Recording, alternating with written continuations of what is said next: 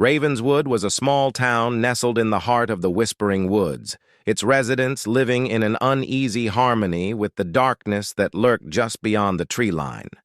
It was a place where the wind whispered secrets in the dead of night, and the trees seemed to twist and writhe like living things.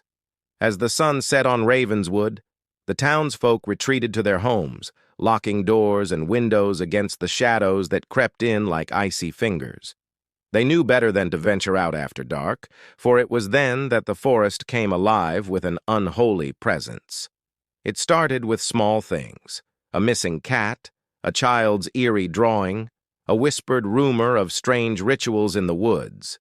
But as the nights wore on, the occurrences grew more frequent and more sinister. Windows shattered, doors creaked open, and the wind carried the faint scent of decay. At the local diner, a group of brave townsfolk gathered to discuss the strange happenings.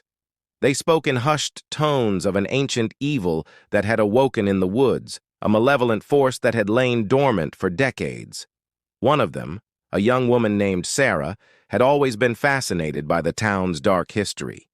She had spent countless hours researching the old legends and myths, and she knew that Ravenswood was home to a terrible secret. As the night wore on, the group decided to take matters into their own hands. Armed with flashlights and determination, they set out to confront the darkness head-on. They marched into the woods, their beams casting eerie shadows on the trees. But as they delved deeper, the darkness seemed to coalesce into a living, breathing entity. The wind howled with a voice that was almost human, and the trees seemed to twist and writhe in agony. Sarah, ever the curious one, wandered ahead, her light flickering like a firefly in the darkness. And then she vanished. The group searched frantically, but she was nowhere to be found. As they stumbled back to town, they heard the unmistakable sound of whispers in the wind, whispers that seemed to come from all around them and from within their own minds.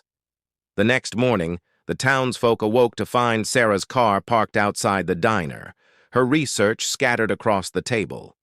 But she was never seen again, and the whispers in the wind grew louder, more insistent. Ravenswood was consumed by the darkness, its residents trapped in a living nightmare from which there was no escape. And in the heart of the Whispering Woods, the shadow of Ravenswood grew darker, more malevolent, waiting for the next victim to stumble into its clutches.